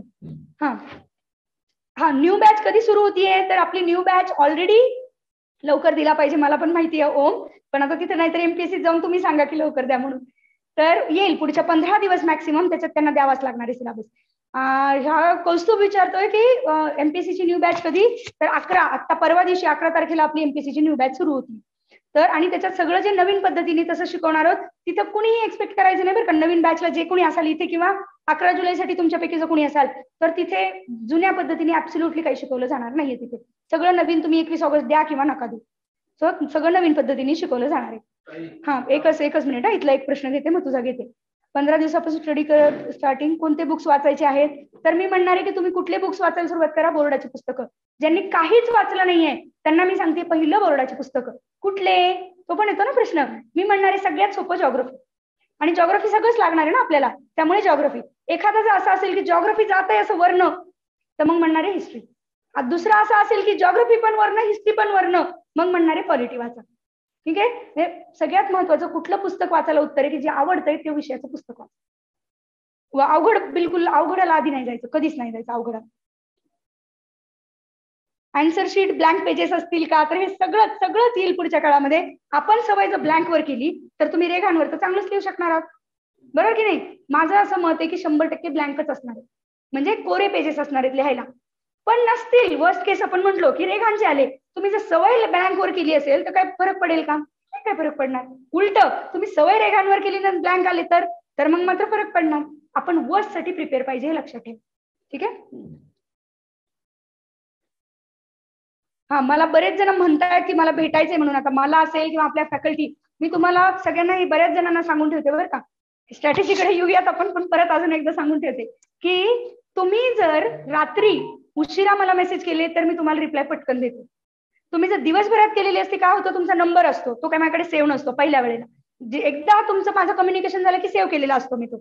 पण तुम्ही जर मेसेज केले दुपारच्या वेळात केले तर माझे हजारो मेसेज, 10,000 मेसेजेस पेंडिंग आहेत आता पण माझे, कारण बॅचेस पण एवढे आहेत, विद्यार्थी पण एवढे आहेत. तर दिवसभरात केले तर ते खाली जाणार आहेत. त्याच्यामुळे असं कुठेही वाटून घेऊ नका की मला रिप्लाय करायचा नाहीये तुम्हाला. सो तुम्हाला जर लक्षात आलं की अरे रिप्लाय नाही केलाय, बघितला नाही गेला, 2 दिवस गेले, पिन करा ना पुन्हा एकदा की ताई याचं उत्तर राहिलंय, मॅडम याचं उत्तर, तुम्हाला जे काय म्हणायचंय ते. ठीक आहे. तर मग ते पुन्हा तुम्ही वर आलात की तुम्ही दिसलात मला, म्हणजे तुमचा मेसेज दिसला की मी रिप्लाय करणार तुम्हाला. ठीक आहे. दुसरं की भेटण्यासाठी जर आता हे पुढचे एक 10 दिवस त्याच्यानंतर आपले बऱ्यापैकी फॅकल्टी काय म्हणूयात आपण रिकामे होणार आहेत. रिकामे कशा अर्थाने मी म्हणतेय की मेजर ज्या गोष्टी होत्या त्या झालेल्या आहेत, तर मग आता तुम्हाला काउन्सिलिंगसाठी वेळा द्यायला मोकळे होणार आहेत. सो मग पुन्हा तुम्ही विद्यार्थी असा किंवा नसा, तुम्ही जरा वेळा घ्या. दुसरं की आपल्या फॅकल्टीचे काउन्सिलिंगचे स्लॉट करणार आहोत. म्हणजे काय, सोमवारी मी अवेलेबल आहे पूर्ण दिवसभर, मंगळवारी स्वप्नील सर अवेलेबल आहेत, बुधवारी अभिजित सर वाजेमध्ये अवेलेबल आहेत दिवसभर. ठीक आहे. आणि मग गुगल फॉर्म सर्क्युलेट होणार आहे तुमच्यासाठी, तुमचे जे इंट्रोचे ग्रुप आहेत किंवा बॅचचे ग्रुप आहेत त्याच्यावर तुम्ही ठरवा ना की तुम्हाला भेटायचं असेल, ज्याला भेट, मग तुम्ही वेळ तिथे भरा, गुगल फॉर्म पटकन भरून टाका की मला भेट, मग तुमचं नाव येणार, तुमचा स्लॉट येणार. मग त्या वेळात तुम्हाला जेवढ्यांनी फॉर्म भरले तेवढ्यांना ते स्लॉट दिले जाणार. कळतंय काय करतोय आपण. सो सगळे, आणि हे दर एक आठवडा, समजा इथे आम्ही 7 दिवस आहोत तर तिथे पण तसंच असणार आहे सदाशिव पेठला पण, आणि तसंच ऑनलाईन झूमला सगळं असणार आहे. सो सगळ्यांसाठी आम्ही अवेलेबल मीच करून देते तुम्हाला की प्रत्येक फॅकल्टी तुमच्यासाठी एक दिवस, आणि मग तुम्हाला जो कोणी वाटतोय की याच्याशी बोलायचंय त्याच्यासाठी तुम्ही रजिस्टर करा. ठीक आहे. हे एक झालं. आता मेसेज कुठे कर, जे पुन्हा एकदा सगळ्यांना सांगते बरं का, की जे बॅचला नाहीत त्यांनी आपल्या बॅचचे इंट्रोडक्टरीचे जे ग्रुप आहेत, MPSC introduction group, introductory group, त्या ग्रुप्सला व्हॉट्सअपला जॉईन व्हा. त्या ग्रुप्सवरती हे सगळे तुम्हाला काय काउन्सिलिंगचे फॉर्म असतील, पुढच्या सत्रांचे फॉर्म असतील, हे सगळं तिथे तुम्हाला मिळत जाईल. ऑनलाईन बॅच साठी सुद्धा, येस, ऑनलाईन बॅच असेल त्यांच्यासाठी सुद्धा हे देणार आहोत, पण प्रत्येकाचा फॉर्म वेगळा असणार आहे, त्या बॅच वरती जाईल तो. ठीक आहे. एकच मिनिट, आता हा विचारत होता, बोल प्रथमेश.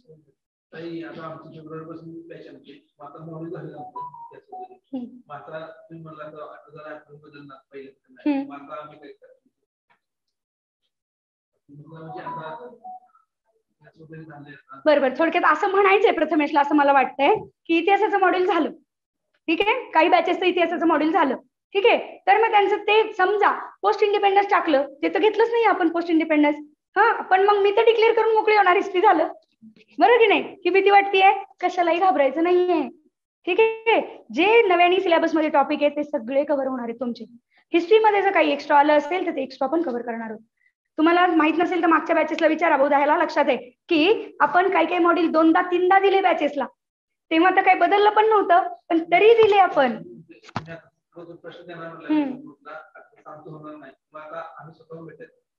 होणार, रायटिंगचं आपण सगळं करून घेणार आहोत, काळजी करू नका, होणार.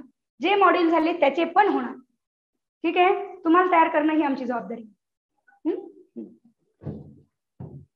इंट्रोडक्शन, ओके, ठीक आहे. इथे मी आता एकदा सांगणार आहे की इथे मला आता पाठवता येत नाहीये इंट्रोडक्शनच्या ग्रुपची लिंक, पण प्रियंका तुला मी म्हणणार आहे किंवा जे इथे असे आहेत की ज्यांना ही जी कुठून झूमची लिंक मिळाली आहे त्यांना उद्याच्या पण सत्राची झूमची लिंक मिळणारच आहे. सो उद्याचं सत्र अटेंड करा. मी सुरुवातीला सगळ्या इंट्रोडक्शनच्या ग्रुपची लिंक तुम्हाला तिथे टाकायला लावते, झूमच्या याच्या अकाउंट वरती टाकायला लावते. ठीक आहे. ठीक आहे. खरं म्हणजे खूप प्रश्न आहेत तुमचे, आणि ऑलरेडी आता 9:30 होत आले, 2च मिनिटं आपले राहिलेली आहेत. मी काय करणार आहे बघा, डाऊट सॉल्व्हिंगचे पण घेणार आहे, ते ऑनलाईन मध्येच मी घेणार आहे तुमचे, इथे जे बसलेत ते पण आणि जे ऑनलाईन आहेत अशांसाठी सुद्धा. तर आपण त्यांचे सगळ्यांचे डाऊट सॉल्व्हिंग, हे तुमचे जे काही प्रश्न आहेत तुम्ही फक्त प्रश्न विचारा, मी उत्तर देणार तुम्हाला. हा, तर असे आपण सत्र घेणार आहोत डाऊट सॉल्व्हिंग. आणि त्यात समजा एखादा म्हणला की माझा प्रश्न मला एकच आहे आणि मग 10 मिनिटाचा आहे किंवा 5 मिनिटाचा आहे, अरे पण दुसऱ्यांचे प्रश्न पण कदाचित तुला उपयोगी येऊ शकतात. तर मग असे डाऊट सॉल्व्हिंगचे जे प्रश्न आहेत ते पण आपल्याला सगळ्यांना बघायला लागणार आहेत. ठीक आहे, ते पुढच्या आठवड्यामध्ये मी रात्रीच्या वेळामध्ये, हे तुमचे 8:30 ते 9:30 होऊ दे, हे झाल्याच्या नंतर रात्रीच्या वेळामध्ये आपण ते डाऊट सॉल्व्हिंगचे तुमचे एकदा हे सगळे पूर्ण झाले की घेऊयात आपण. ओके, आता युपीएससी एमपीएससी मध्ये मेजर डिफरन्स असेल का, तर असू शकतो बरं का. कारण महाराष्ट्र ओरिएंटेशनने मी म्हणलं समजा सिलेबस मध्ये नाही असं जरी गृहीत धरलं आपण, सिलेबस सेमच आहे तरी प्रश्नांच्या पॅटर्न मध्ये बदल असणार आहे, एवढं मात्र नक्की, कारण सोपे असणार आहे तसंच मी तुम्हाला सांगते युपीएससी पेक्षा. ठीक आहे. हा, श्रीचंद्र की जुनी बॅच केलेली आहे, नवीन बॅच करावी का. बघ, तुला जर वाटत असेल की करणं शक्य आहे, केलेलं चांगलं आहे, नाही केलंस तरी सुद्धा तू इंडिव्हिज्युअली बोल आमच्याशी, जे काही तुला मदत हवी आहे ती सगळी आपण देऊच यात. ठीक आहे. ऑप्शनलचे, हा, आता हा पण एक खूप महत्वाचा प्रश्न विचारला बरं का ओंकारने. आता खरं म्हणजे हे माझं पूर्ण होणार नाही असं दिसतंय, पण खूप महत्वाचं की ऑप्शनलच्या बॅचेस कधीपासून सुरू होणार. इथे तुम्ही जर नीट विचार केला तर ऑप्शनलच्या 7 ऑप्शनल्स, आपण 8 ऑप्शनल शिकवतो आपण. हा, 8 ऑप्शनल्स एकाच छताखाली शिकवले जाणारे दुसरीकडे कुठंच नाही. आणि ते आपण युपीएससीचे ऑलमोस्ट खूप ताकदीने शिकवतो सगळे ऑप्शनल. कुठले कुठले ऑप्शनल्स ते पटकन सांगते मी तुम्हाला. पहिला आहे हिस्ट्री, दुसरा आहे जॉग्राफी, तिसरा आहे पॉलिटिकल सायन्स, चौथा आहे पब्लिक ऍडमिनिस्ट्रेशन, पाचवा आहे सोशियोलॉजी, सहावा आहे इकॉनॉमी, सातवा आहे अँथ्रोपॉलॉजी आणि आठवा आहे फिलॉसॉफी. ठीक आहे, तर या वर्षीपासून फिलॉसॉफी पण आपण सुरू करतोय, आधी 7 शिकवले जात होते आपल्याकडे. Total 8 optional. एमपीएससी साठी स्पेसिफिकली ऑप्शनल कधीपासून सुरू होतील, सप्टेंबरच्या पहिल्या आठवड्यापासून सुरू होतील. सप्टेंबरच्या काय, हेच 8 ऑप्शनल्स असतील. 8 ऑप्शनल जे मी आता तुम्हाला सांगितले, हे 8 ऑप्शनल आपल्याकडे शिकवले जाणार. 8 ऑप्शनल कधीपासून म्हणतोय आपण, सप्टेंबरच्या पहिल्या आठवड्यापासून आपण शिकवणार. ठीक आहे, त्याच्यासाठीचे इंट्रोडक्टरी सत्र होणार आहे तुमचे. म्हणजे काय रे, तर समजून घ्या, स्ट्रॅटेजीमध्ये हे पण असावं लागणार आहे की समजून घ्या आधी, डायरेक्ट निवडू नका ऑप्शनल तुम्ही. तर जॉग्राफीचं पण सत्र करा की काय आहे, पॉलिटिकल सायन्सचं पण करा, पबॅडचं पण करा, सोशियोलॉजीचं पण करा. मी म्हणणार आहे सगळ्या ऑप्शनलची फार काय करू शकता, इकॉनॉमी डोक्यावर न जाते नका करू. ठीक आहे, फिलॉसॉफी नाही बाबा काय समजणार नाही नका करू, पण किमान 3 ते 4 ऑप्शनलची सत्र तुम्ही करायला पाहिजेत आणि ती थेट ऑप्शनलची सत्र असणार आहेत. जॉग्राफी ऑप्शनलची 2 मॉड्यूल काय म्हणूयात आपण, सेमिनार्स असणार आहेत किंवा 2 सत्र असणार आहेत तुमच्यासाठीचे, सो तेच अटेंड करा. अँथ्रोपॉलॉजीचे 2 असणार आहेत, इकॉनॉमीचे 2 असणार आहेत, पोल सायन्सचे 2 असणार आहेत. हे सगळे कधी आपण म्हणतोय, आता सुरुवातीला आधी सगळं सेट होऊ देत, म्हणजे आधी आन्सर रायटिंग, डिटेल्स, स्ट्रॅटेजीज, नैराश्यावरचं तुमचं सत्र असेल किंवा मग पुढचे आपले काय एसे रायटिंग, ही सगळं सत्र आधी होऊ देत, मग नंतर तुमचे ऑप्शनलचे सत्र होतील. घाई करू नका असं मी म्हणते. ऑप्शनल डिसाईड झालाच पाहिजे, पण तो कधी, सप्टेंबरमध्ये डिसाईड करूयात आपण. ठीक आहे, सप्टेंबरमध्ये आणि इमिजिएटली बॅच सुरू होईल. मग त्यानंतर तुमची बॅच कशी असणार आहे ऑप्शनलची बॅच, ते त्यावेळेला सांगेनच डिटेल मी तुम्हाला, पण सगळा सिलेबस पूर्ण होतो आपल्याकडे आणि मग ती साधारण विषयाप्रमाणे बदलते. पोल सायन्स ऑप्शनल असेल तर 100 सत्रांची असते, जॉग्राफी असेल तर 120-125 सत्र लागतात, तेच जर काय आपलं अँथ्रोपॉलॉजी असेल तर कदाचित 75 मध्येच होतं. सिलेबसच्या प्रमाणे ते ठरतं. ओके, आणि हे सगळं सिलेबस तर येऊ दे, बरोबर म्हणतोय की सिलेबस तर येऊ दे, मग ठरवायचं आपल्याला, राईट. तर ऑप्शनल निवडायचं एक सत्र झूमवर, तर येस त्याची झालं होतं, त्याची लिंक पण मिळेलच तुम्हाला, आणि शिवाय परत एक सत्र होणार आहे. ऑप्शनल कसा निवडावा हे सत्र डबल का होणार आहे, तुम्ही म्हणाल एकदा झालंय, डबल का होणार आहे, 2 पर्स्पेक्टिव्ह असले पाहिजे त्याच्यामध्ये. ऑप्शनल हे तुमचं आयुष्य घडवू शकतं किंवा बिघडवू शकतं, आणि म्हणून एकच फॅकल्टी सांगतोय असं नाही चालणार. एका फॅकल्टीने त्याचे पर्स्पेक्टिव्ह दिले, सिनियर फॅकल्टी आहेत सचिन इसवणकर सर, बरोबर. आता दुसरा फॅकल्टी म्हणजे स्वप्नील मुंगळे, त्याचं पण सेम सत्र होणार आहे, सेम. तुम्ही म्हणाल रिपिटेशन, येस रिपिटेशनच करतोय, का करतोय, पण पर्स्पेक्टिव्ह वेगळे असणार आहेत तुमच्यासाठी, दोन्ही पर्स्पेक्टिव्हने जाणं गरजेचं असणार आहे, राईट. इथपर्यंत आलंय. सो ऑप्शनलची पण बॅच होणार आहे का, येस ऑप्शनलची सुद्धा बॅच होणारच आहे त्यामध्ये, राईट. तर येस सिलेबस दिला पाहिजे, तेव्हाच आपल्याला बाकीचं सगळं बोलता येणार आहे. अगदी बरोबर आहे. आता मी अगदी थोडक्यात समराईज करते इथे. माझं सत्र खरं म्हणजे झालेलं नाही, जे काय मला सांगायचं होतं पुढच्या, पण तरी सुद्धा समराईज करते की काय काय गोष्टींवरती भर द्या, काय काय माहिती पाहिजे. हे 3-4 सांगितले तुम्हाला. बुकलिस्ट माहिती पाहिजे. स्वतःचा वीक आणि स्ट्रॉंग सब्जेक्ट निवडा. स्वतःचा वीक आणि स्ट्रॉंग सब्जेक्ट निवडा. ठीक आहे. आणि सुरुवात स्ट्रॉंगनीच करा जे नव्याने अभ्यास करतायत ते. वीक सब्जेक्टला हात लावू नका. जर डोक्यात काहींच्या असं असतं की वीकनी, अरे वीक आहे लवकर करून टाकू मग टेन्शन नाही, तुम्ही जेवढे एकदा घसरले अभ्यासाच्या रस्त्यावर नक्की घसरले. त्याच्यामुळे तुम्हाला इंटरेस्ट निर्माण, कारण ही प्रोसेस एन्जॉय करायची आपल्याला, म्हणून आधी सोप्या विषयाने सुरुवात करा. मग रायटिंग प्रॅक्टिस, मी ऑलरेडी तुम्हाला सांगितलं की रायटिंग प्रॅक्टिसचं काय म्हणतोय आपण, बॅचच करतोय. रायटिंग प्रॅक्टिसची बॅच कधी करतोय सांगितलं मी तुम्हाला, सप्टेंबर, बरोबर. ऑप्शनलची बॅच सप्टेंबर. हा, आणि बहुधा एकाने कुणीतरी की ते दोन्ही बॅच क्लॅश नाही का होणार. ठीक आहे. कुठलीही बॅच तुमची क्लॅश होताना दिसते का रे? आता एवढ्या बॅचेस आपण चालवतो, कुठलीच बॅच कशाला क्लॅश होत नाही तुमची, राईट. त्याची काळजी आम्ही घेतो, काळजी करू नका. सकाळी 7 पासून अभ्यासाला बसवायची काळजी आम्ही घेऊ तुमची. सकाळी 7 ते 9 ऑप्शनल होईल.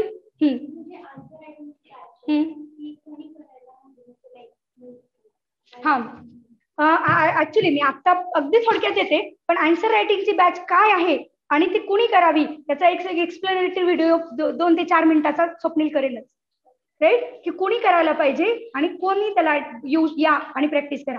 ज्यांचा बेसिक झालेला आहे अभ्यास, तुझ्याशी तर मी 1 to 1च बोलीन की म्हणजे मला लक्षातच येईल की तुझा अभ्यास किती झालाय, तू करायची का नाही मी तुला सांगेन. आणि एक एक्सप्लेनेटरी व्हिडिओ आपण काय करूया सगळ्यांसाठी की कुणी करा, हा, आणि कुणी करू नका. हे पण पुन्हा तुम्हाला लक्षात येईल की आपण डायरेक्टली सांगतो की तुम्ही करू नका, म्हणजे असं नाहीये की नाही सगळेच या आम्ही सगळं करून घेतो, असं बिलकुल आपल्याकडे नाही. जे योग्य आहे तेच आपण सजेस्ट करतो. सो तुम्हाला पण सगळ्यांना कुणी करावी ती बॅच हे पण सांगू. असंही होऊ शकतं की ऑप्शनलच्या बॅचेस तुम्ही आधी करा तुमच्यापैकी काही जण, आणि आन्सर रायटिंगला आता हात नका लावू. आधी ऑप्शनल करा, आधी जीएस करा, आता आन्सर रायटिंगला हात नका लावू, असंही होऊ शकतं.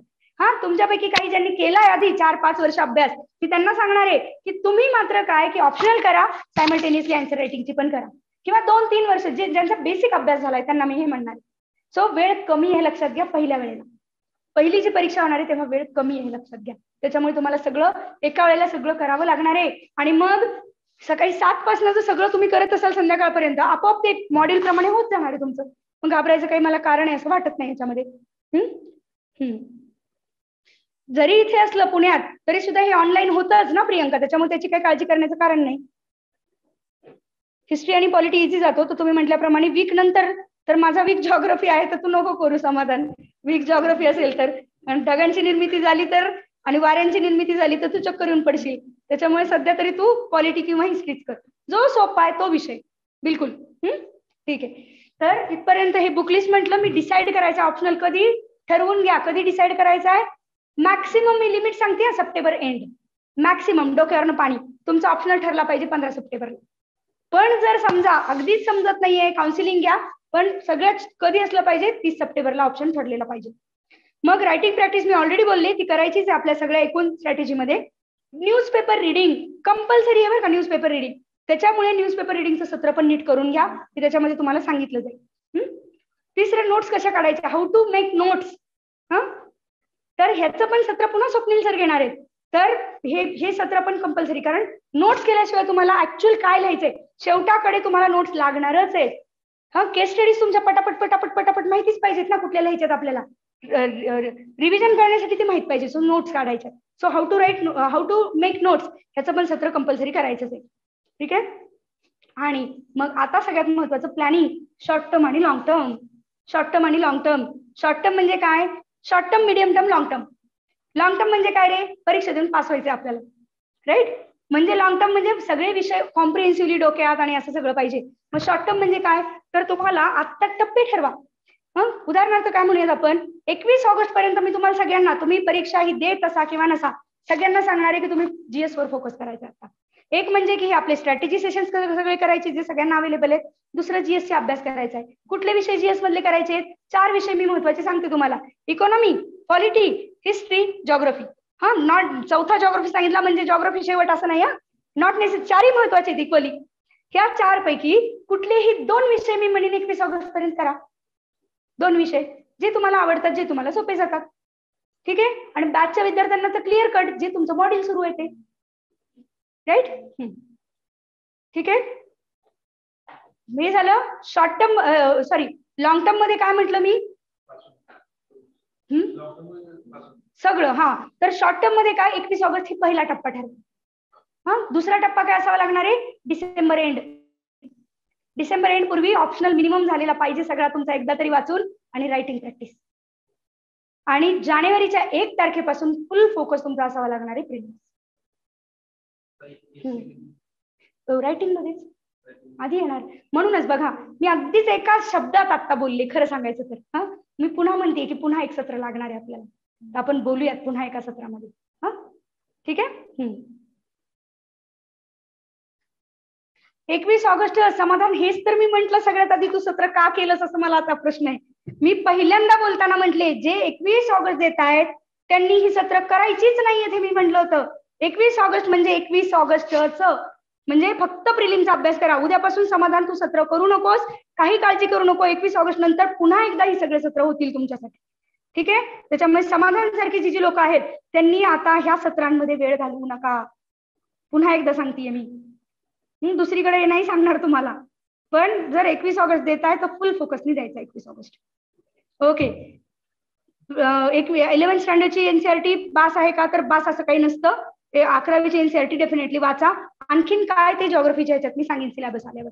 ओके. आणि सध्या जोड तुम्ही करायला जाऊ नका की युपीएससी आणि एमपीएससीचा पॅटर्न एकत्र करायला तुम्ही जाऊ नका. आणि आता एक शेवटचा प्रश्न मी याच्यामध्ये काय, प्रियंका, फी स्ट्रक्चर कसं आहे? तर ऍक्च्युली फ्रँकली स्पीकिंग मला नाही माहिती फी स्ट्रक्चर कसं आहे. हे सगळं आपली एन्क्वायरी टीम हँडल करते. तुम्ही त्यांच्याशी बोलून घ्या आणि ते सांगतील डिटेल तुम्हाला. ठीक आहे. फोन करा आपल्या फोनवर. ठीक आहे. सो आत्ता पुरतं थांबतोय. पुन्हा एकदा आपण भेटणार आहोत. डाऊट सॉल्व्हिंग घेऊन मी तुमच्याशी भेटेन.